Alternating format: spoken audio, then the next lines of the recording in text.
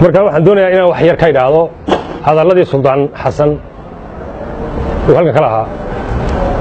aan gogoldhig uga dhigo gabay yar oo aan halkan ka tirinayo maroodiga calaydhiya fadhiya webiga coonkiisa cawflaha libaaxii wiili way ka cararaane carraha shabeel baa u tegay oo cajaba kowdhe anda dheragtay oraab sumba ah cawdo kama toosa hadday caydo gaarida cusub ee cadarka kaa hayo oy tidhaahda cadkuun bay gu yaala waa cajaba kowdhe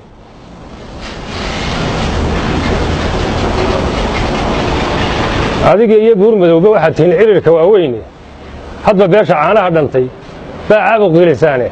anna caafimaad baan sidaa waan cashariyaaye xasanow hadalku wuu kaa qaldamay waanu kaa qooyey wuu kaa qandoodaa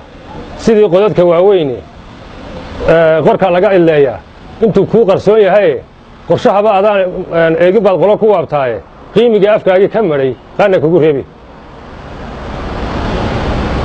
annaga iska daayo intaas waa gogoldhigii gabayga annaga iska daayo riyaha islaamka ama riyaha caalamka jooga ama riyaha Soomaaliya jooga og in Somaliland qarankii la odhan jiray sida salliga intaa u laalaabteen qol ku soo xidheen oo afduubteen 7 sanadood ee kulmiya joogay iyo tan imaka uu ku fadhiistay Muuse Saamriye ee xaaranta uu ku yimiba inta baabisan qarankii iyo wixii lagu heshiiyay loo soo halgamay iyo constitutionkii waxaan ku heshiinay inaad guri ku xidheen oo jeegaanlaan kala soo baxdeen dabadeena oo aad maanta doonaysaan dalka ku xukuntaan horena ugu xukumayseen cid walba way ogtay riyuuna way ogtay annaga iska daayo wadaa taas war ma baahna waayahay aynu taariikhda dib u yar noqono oo taariikhda arday u noqono adduunyada wax badan bay ka dhacday waliba taariikhda islaamiga reer intuu meel ama laba reer ama reer ummadan intuu wixii ay lahayd afduubo yiraahdo inagu aynu madax ka noqono oo aynu madaxweyne ka noqono oo aynu wasiir gaashaande ka noqono oo aynu jana ka noqono oo aynu cashuur ururiye ka noqono oo aynu khayraadkeedina qaadano maslaxadeedina qaadano taariikhda ku badantay dawlad umawiyya hadda ka soo bilaabo dawladii umawiyinta dawlad cabbaasiya dawlad ayubiya dawlad qawarzimiya dawlad muwaxidiin iyo imka boqorada carbeed taqaaniin hadda caadiga u jira sida Sacuudi Arabiya kan Abu iyo ummadda dhan ee ay ku nool Arabiyan Arab reer yaro 600 imka dhowr kun oo qof baa xukuma reer Sacuudiyada waa taariikh iska cad oo ay taariikha ay markay arday u noqono ay cid waliba hore isugu dayday laakiin ilaahay hadda cid ku guuleysatay oo arinta ku najaxday lama hayo hadalladii Suldaan Xasan waxa ka soo qaadan karaa Muuse dadkii aynu garigii dagaalamayay madaxweyne u yahay suldaanku waxa weeyaan suldaan been baa sheegaysa anigu in looga wacan laakiin waa khaldantay annaga madax nooma annaga haddaan nahay dadka liyaado garxajis annaga madaxweyne nooma aha Muuse hartina madaxweyne ma aha samaroona madaxweyne ma aha gaboyana madaxweyne ma aha soo waxaad garatay ma aha ciddii kale ee ka tirsaneed garaantana madaxweyne ma aha Muuse Saamri waad khaldantay aad madaxweyne ku yahay umalayn maayo intaad adiga iyo labadiina reer sheegaanta la baxay xagbadda galay ilaa iyo milboorame ilaa iyo mingarowe intaad qabsato inaad cashuurta ka ururi doonto ilama aha aniga suurana geli mayso hadday kuu suuro gelaysana cidna waxba amaahinin baan ku odhan lahaa cidna waxba amaahinin sheegaan waad ku celcelisay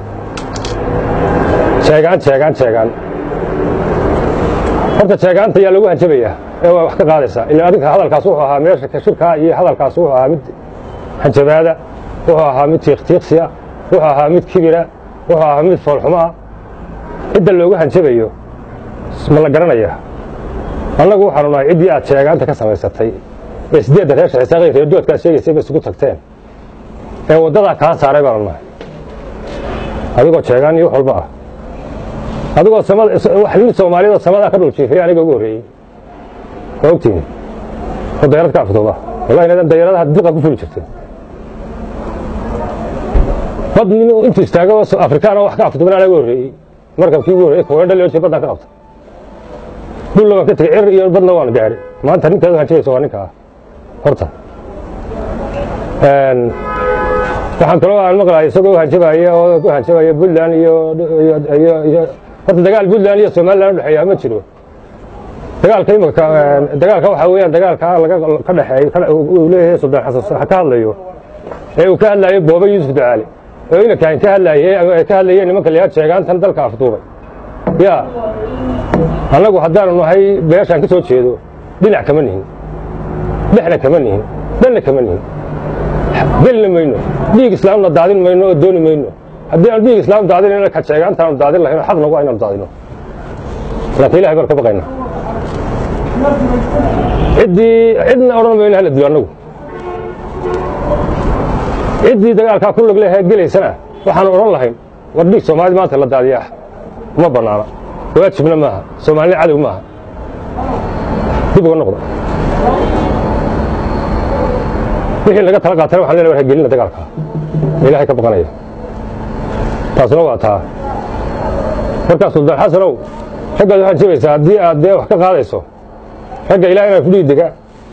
ee Soomaaliya dega meesha lagu yiraahdo kilka Soomaaliya dega ee 10 kilomitir ee badda iyo xeebta abale haddii aad wax ka jeebayso wax ku qabsanayso adiga yalla waaye iyagana waxa uu sheegaynaa war anagu dan kama nihin kuma jiro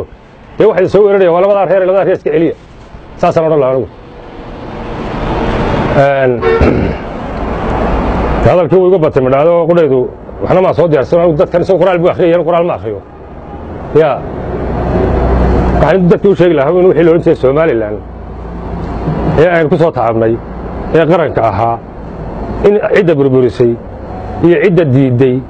ee sheegaan ka dooratay inay tahay cidda imika xukunka ku ordaysa iyo kuwii hore xukunka u hayay ee leh haddaan reer hebel nahay ee ka xisho waayay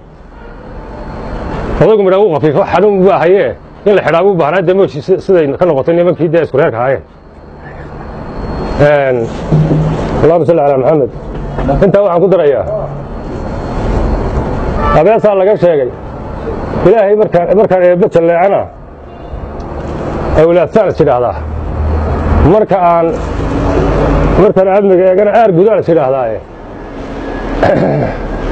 war ilaahay bar ka baqanaynaa haddii aad joogsan weydaan xishoon dalka qarankan iyo wax la wada lahaashaha ayaanu tixgelinayaa haddii aad joogsan weydaan oo sheegaanta iyo bartada joojin weydaan iyo waxa tiif waliba la taagantiin